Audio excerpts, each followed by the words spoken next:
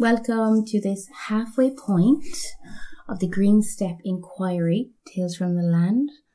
I'm here with my lovely friend Hugh to bring you a card reading of the energy of this midway point of the ceremony, what's arising and what messages are we receiving from a psycho-spiritual perspective. I use a series of different decks and oracle cards to help divine for information and take a read on the energies that are coming through. This isn't everyone's cup of tea, but if you're open to it, I certainly invite you to receive this message. So the first card I pulled was from a forest deck, and it's of a hall full of people dancing and singing and celebrating, and this beautiful, warm community atmosphere. And that's what we're creating in the ether, in the ether, even though we're all connecting on tech and from different places around Ireland, we are weaving this virtual community together. But the quest right now is, how do we make this manifest? How do we make this real?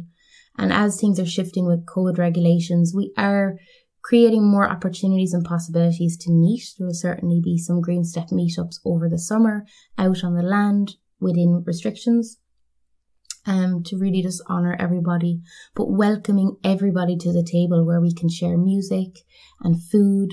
There's lovely dancing here as well in the card, and animals, plants, lovely nutritionally dense, locally sourced food gracing the table to celebrate together. So that feels like what we're striving towards. And with that came a card from the salmon deck, which was gifted to me at the start of this inquiry by Lisa Erickson. She's made a whole deck on the life cycle of the salmon, and it is absolutely beautiful. I will be going onto the Green Step community on Facebook to do some card readings for people over the next couple of weeks with that deck.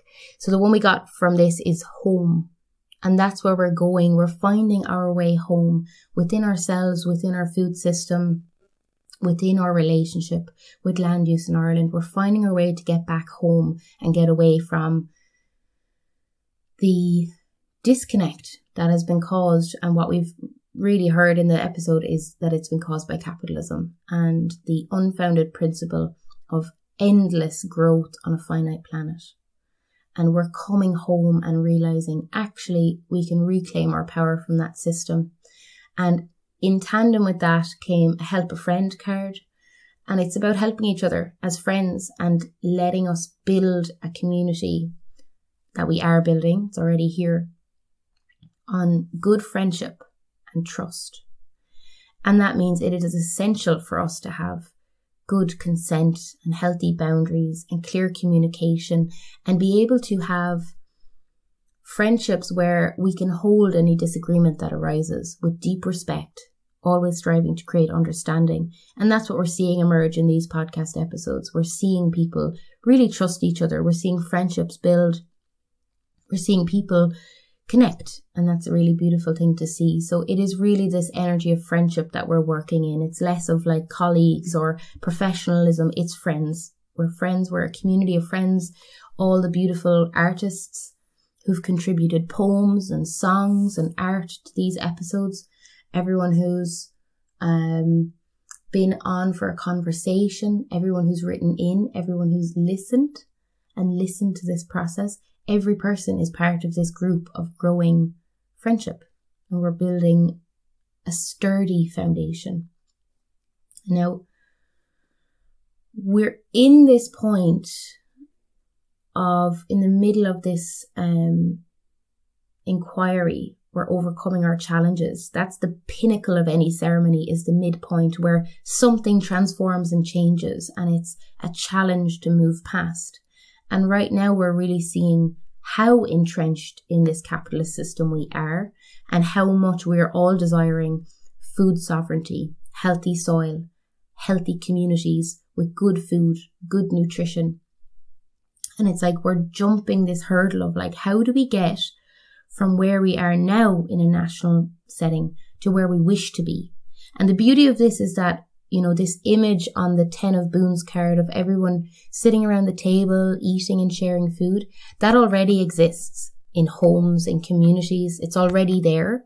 It's just, how do we weave that together more and more and more in a national sense, that we have these unique gatherings of people all over the country, but that, you know, there's inter-community exchange again and again and again, and we're cross-pollinating each other with ideas, which is absolutely what this project has been, with people from many different activism groups and farming initiatives and different PhD researchers. Like, we're coming together to cross-pollinate, and in that process, we're weaving our community together. But it can sometimes feel like this really intense challenge. So part of that is also about acknowledging the challenge. That's really key.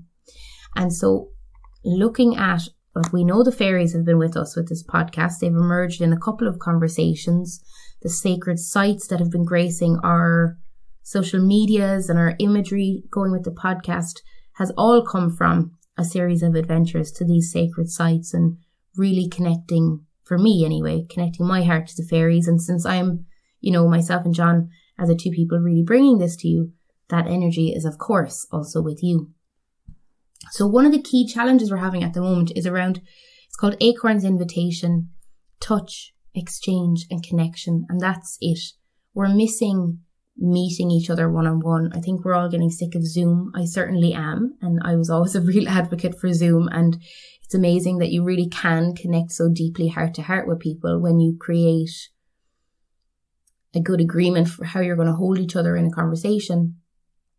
And yet we miss touching each other, like meeting Hugh and being able to sit next to him now and not just be talking on a screen is such a joy. My whole body feels just joyous and happy to be able to go and walk in the woods and not just be tethered to my device with headphones trying to get a good reception to speak with him. You know, I'm craving that fluidity of touch and exchange and connection. And I think we all are. And I think, you know, we are moving back to that collectively as a society. We're on the way to it. And more people who wish to be vaccinated have been vaccinated. There's more grounding. The summer and being able to be outside in the sunshine, you know, we are getting back there. But again, there's still that energy of challenge. Like, we're not there yet. We're kind of still in the in-between, in person, back online, in person, back online. People are getting frustrated. And certainly there's an element of that in this project, of just this frustration about wanting to meet people, which is why we've decided to just do one online live event, which is on June 4th. And then also we're going to have an in-person meeting with the people who've been part of the podcast. Now, my sincere wish is that everybody could come to that, but that's not the reality of the world right now. But certainly we feel that this has the potential to be an annual gathering that can gently grow if it feels right.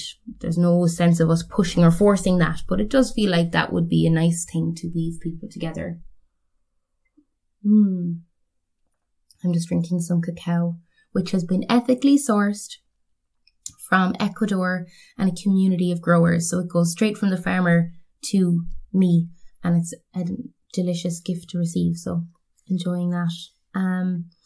The fairies are inviting us to follow them into this realm of the more than human, the realm beyond the tangible. We're going past materialism, and we need to go into the ether. We're traveling into the beyond, and that's the power of ceremony. That's the other side of this whole process. You know, you can tangibly see and hear and feel and know the conversations with people, the podcasts, the Instagram posts, the live event, the people. But beyond all of that are these rich ideas and visions and hopes and inspirations. And because this project is being done in a ceremonial way, we're weaving all of those together. We're bringing in these threads and these channels of trust, the way the salmon can travel these channels of trust back from where they've been born to where they feed and all the way back to where they're born. We're kind of creating those networks and those channels by weaving all of our ideas together, and just letting them meet more. You know, a lot of these ideas have already been meeting in other realms with other people, and we're just meeting them more and bringing more intimacy to them, bringing more tangibility to them. And that is a gift. And that is our invitation. With Barnabas and the Prince, it's like this fairy man on top of a toad. Adventure, discovery, travel, and meeting destiny. And there's this sense with this invitation of the fairies, like follow me, it says, that we kind of have to let go into trust, into not knowing where we're going to end up, into not knowing how it's going to manifest. But with strong friendship bonds, with a rooting in grounding, and knowing that we're traveling our way home to that warm table to sit around the fire and share music and song with people we love. We know that that's the end point. That's what we're striving for. And in between that, we need to kind of take a plunge into the unknown, into destiny, into adventure, and take the quest of the hero's journey into the underworld and see where we will emerge on the other side. And that's what this process is. This is the adventure, and it's continuing. And as we're in this process, I asked for some archetypes. What archetypes are we working with? What's important right now? So there's a real sense of inner child healing. We've talked a lot about ancestral healing as well, and getting back to our own inner child, the innocence, purity, and redemption that suggests a special connection to the divine, letting ourselves be pure, innocent children of a gentle and benevolent universe. Even if that sounds so hard to believe, letting it be true by believing it's true. The more we believe that, and the more we feel that we're being supported by Mother Earth and Father Sky and each other, the more we can let this beautiful, innocent, childlike nature flow from us. And we do need to be mindful. We do need to be wary of the system. It's not to say be super innocent all the time, but to have that in the right place at the right time, in that safe space, in that conversation, in that friendship. That's okay. But beyond that, we do need to be wary that there's this energy of the thief. You know, there's people, not people, but I suppose systems and people who want to put a monetary value on everything, even that childlike innocence and purity within us, that love and passion. And actually what we're creating here is beyond that. We're seeing the reality that capitalism is just a story, that money is just a story. And if we stop agreeing with everybody that that €1 note has this value, or €1 coin has however much value, we stop feeding that story and we create our own stories. And that can seem maybe for now a little bit imaginal. I can still feel that energy of the challenge coming in. Is that even possible? Is it even real? Like, who knows? But the more we choose to disentangle from that story and let it stop robbing us of our energy, the less energy it will have, because it's built on the energy of people and beings and resources and earth. And all of us, beings, earth, animals, plants, we can all survive without capitalism. We need food, we need shelter, and we need to remember that money isn't a need. It's a strategy to meet needs. And I'm kind of laughing here now because Hugh's been with me for the last day and he's heard me say that now, I'd say about 50 times. So yeah, there's that energy of being wary of the thief. We be in our innocence in safe spaces that we co-create. And outside of that, we need to be careful. Otherwise, we'll just end up martyring ourselves and be addicted to self-pity and, oh, poor us, we're being abused by this system and it's really bad. And that's true. I'm not denying that. But when we can be in this childlike energy, be with friends, know this beautiful vision that we're striving for, which is emerging from every conversation we have, we can learn to transcend the transcendent nature of service to oneself or a cause. And we strive to be of service to this cause, not be a victim of the reason why we need to be behind the cause, if that makes sense. We choose to be the martyr for this post-capitalist reality we wish. And a martyr in a sense, not like, we don't forego self-care. Like, you fill your cup first. That's key. You fill your cup first and then you work from there. You put your mask on first in the airplane and then you go from there. Because if you're not well stocked, you can't help anybody else. So that's a dangerous lie or it's a dangerous energy in the energy of the martyr. And we need to remember to be minding ourselves and yet still be of service to this cause which we love. And the more we surrender to that, the more we offer ourselves in service, the more we let go into this adventure, into the unknown, the more we're able to come home to ourselves, to come home to each other, and to come home to this table that we wish to sit around, to share good food, to support food sovereignty and our creativity. And that's where the artist comes in, the beautiful energy of expressing the dimension of life that exists beyond the five senses. Again, that's what ceremony does. That's what I'm tapping into with this card reading. And we can inspire others to see life symbolically with our poems, with our prayers, with our dances, with our songs. That's what all of the beautiful contributors in the episodes have been doing with their poems and their insights, and all of the people who've shared and talked and told their stories. We're using story, we're using ceremony as methods of art, of creativity, of creation. And together we are co-creating to overcome this challenge in the center, this challenge that blocks our heart from loving infinitely. Which again, can seem like a tall order, but the more we're in community together, the more that's doable. So we let our art be a prayer. We let our creations, whether that's growing delicious food or having a community meeting about policy or painting a picture or loving one another, we let our art be our activism. It is our activism. And then overseeing all of this, I asked for a card from the Divine Feminine deck, which is a series of women from throughout history, real women, who have been channels of the divine. And just pausing for some more cacao. And some sacred, blessed water. And yeah, we got Thecla, I think is how we're going to pronounce her name, even though that might be wrong. The prophetess of true power. And the affirmation on this card says, I call my power back from all times and all places. I am my own. Together we are calling our power back from all times and all places. We are our own, and we are worthy of this beautiful vision of a connected, healthy future. A restorative and regenerative future, not just sustaining the old way, but regenerating to create more health, more wellness, more well-being, more connection. We absolutely deserve that.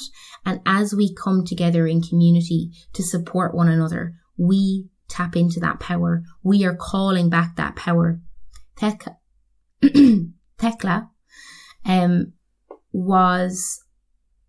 felt a call to serve in the name of Christ, but because she was a woman, she was told not to. She was forced to be married and was brought out to the street by her would-be husband, where she took off his crown and his cloak and shamed him for trying to take her without her consent. And then she was sentenced to death by wild beasts. And yet, when she came in contact with the lioness actually licked her feet. And when she went to be thrown into the pool with the sea lions, she proclaimed herself to be baptized. And actually, even facing all of that, ended up living until she was 90 and is just proof that no matter what challenge is in your way, whether it's a lion or a pool of sea lions, you can overcome it. We can overcome it, even if it's a sadistic capitalist system. We can overcome it together, and we can reclaim our power because we have the power within us. And that's the message of this reading, and that's the message of this card. All of these cards. So, my sweet friend, I hope these messages have landed well with you.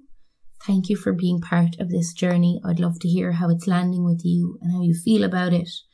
And looking forward to connecting with you more in the future. Our live event is on June 4th from 7 till 9. It's free, and the more people the merrier, so please do come and attend our virtual campfire and let us hear your beautiful thoughts. Gur míle buchas leis agus slán go fóill.